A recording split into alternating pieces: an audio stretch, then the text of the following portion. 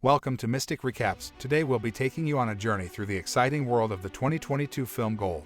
The movie starts with a train chugging through a desolate landscape. We see a rough-looking man named Virgil sitting inside. Munching on some bread. Right across him sits a woman who's trying to calm her crying baby. But before he can finish his snack, the train comes to a halt and Virgil disembarks, kindly giving the rest of his bread to the woman. He then saunters into a nearby shop and inquires the owner if he's seen anyone around. But the owner just stares at the TV and ignores him because customer service is overrated. Virgil then asks about the bathroom and the owner, in a language he doesn't understand, points him in the right direction. After a bit of a walk, Virgil finally finds the bathroom. And let me tell you, it's a real gem. Dirty and filled with flies, it's a real treat for the senses. But Virgil is in dire need, so he grits his teeth and bears it. While he's relieving himself, he hears a man asking if he's waiting for someone to go to the compound. Virgil says yes, and the man walks away. As Virgil washes his face, another man approaches and warns him not to waste any water. Next up, we see Virgil paired up with a truck driver named Keith, who's driving him to the compound. Along the way, Keith explains his fee for the trip, much to Virgil's surprise, who thought it would be much less. The heat is unbearable, so Virgil tries to turn on the AC in the truck. But Keith scolds him, telling him it will damage the engine. After a little while, the tire goes flat and they have to pull over to change it. While trying to change the tires, they come across two wild dogs fighting. So, Keith chases after the healthy one and then with a single blow puts the injured one out of its misery. They quickly fix the tire and hit the road again, only to make a pit stop for gas. By now, it's already nighttime, so they wisely decide to take a break and continue their journey the next day. As they spend their time together at night, Keith gets curious about Virgil's motives for heading to the compound.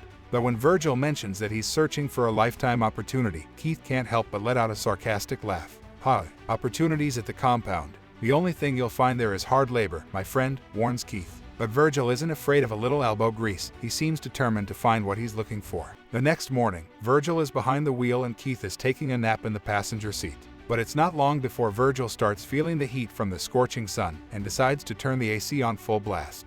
And, of course, the engine ends up running out because of it. Keith is not happy, to say the least. He shouts at Virgil to pull over, and Virgil sheepishly apologizes. While walking to take a piss, Virgil spots some clusters of rocks, and out of curiosity, he approaches them. To his surprise, he finds a rock that looks like gold.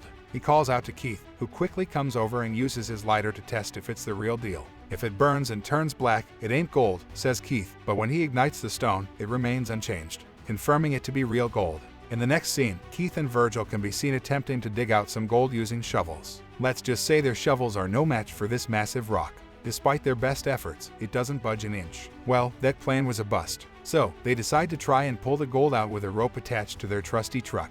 And wouldn't you know it, the rope detaches and the rock remains still firmly in place. Later that evening, Keith decides to go on a firewood hunt. Because, wild dogs. And of course, Virgil has to tag along. Who can resist a good campfire chat? They gather up some firewood and sit around discussing the fortune they've just found.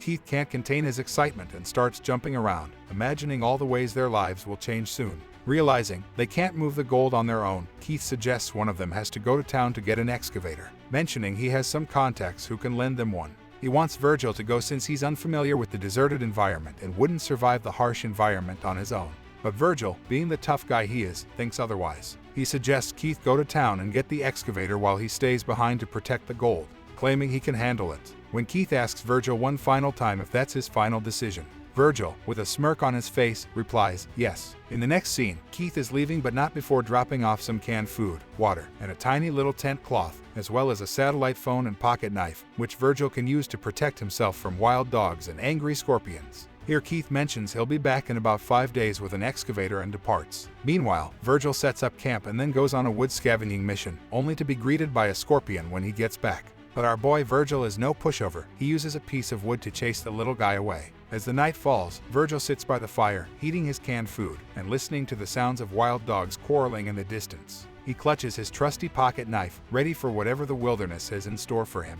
The next morning, Virgil wakes up pale and tired, with an upset stomach. As he sits for nature's call, using as little water as possible. Right then his satellite phone rings. He rushes to reach it but it cuts out before he can get a word in. Frustrated, Virgil walks around the area and stumbles upon a crashed plane. He briefly considers using it as a shelter, but it's not visible from the gold site, so he decides against it. But he does manage to grab some parts to use as a shelter, and with that, a tired Virgil falls asleep.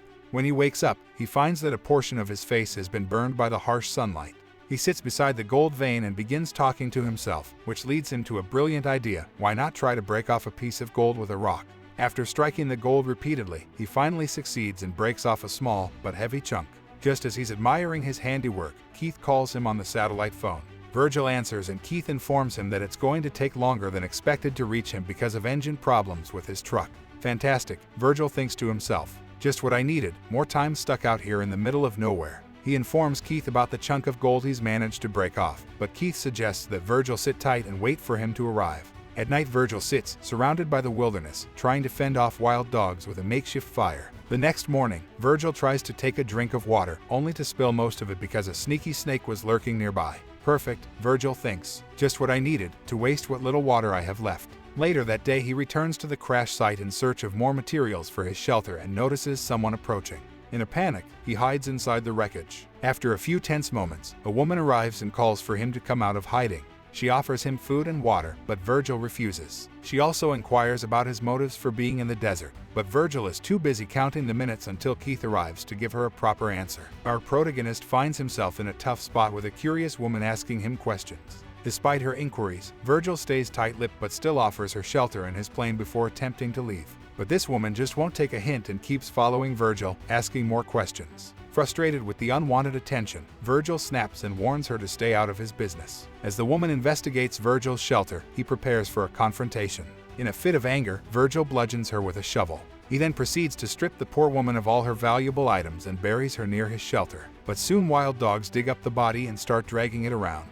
Virgil has to chase them off. He then goes on to drag the body further away and sets it on fire, tears streaming down his face. The next morning, Virgil is woken up by the sound of the satellite phone ringing. It's Keith on the other end, informing Virgil that he's successfully located the excavator but needs more time to reach it due to the heavy load.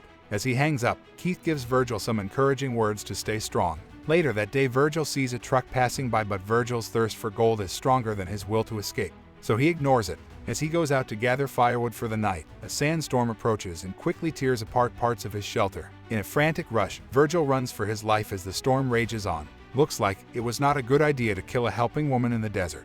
Virgil's life takes a turn for the worse as he's hit by a tree branch during a storm. But the storm stops and Virgil wakes up, only to find a branch stuck in his stomach.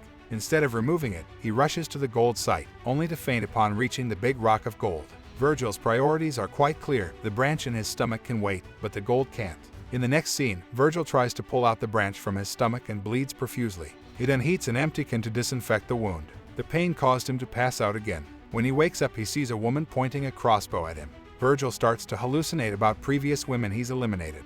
The woman provides him with water and leaves, but when Virgil opens his eyes, she's nowhere to be found.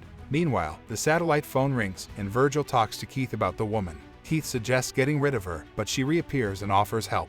However, Virgil, who's more focused on the gold, yells at her to leave. Before leaving, she asks if he's seen her sister, but Virgil doesn't answer. Later, Virgil wakes up to find himself surrounded by wild dogs and burnt-out fires. He calls Keith for help, crying and begging him to come fast as the wild dogs are trying to attack.